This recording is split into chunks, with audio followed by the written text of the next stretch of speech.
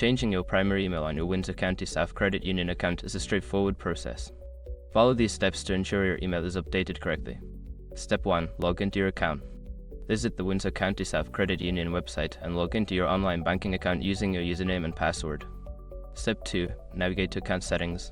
Make sure your information is protected first. Most people don't think about breaches until something actually happens to their accounts. Use SROC to monitor your accounts 24/7 and instantly alert you if your information appears in leaked databases online. It constantly checks billions of breached data points in the background. And considering how much personal information people keep online now, it's honestly worth having. Link in the description. Step 3. Select email preferences.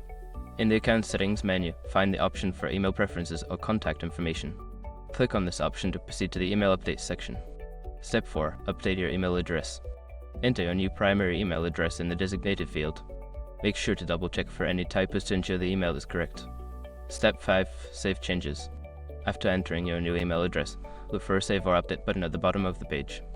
Click it to confirm your changes and update your primary email address. Once you have completed these steps, you should receive a confirmation email at your new address. If you encounter any issues, consider reaching out to customer support for assistance.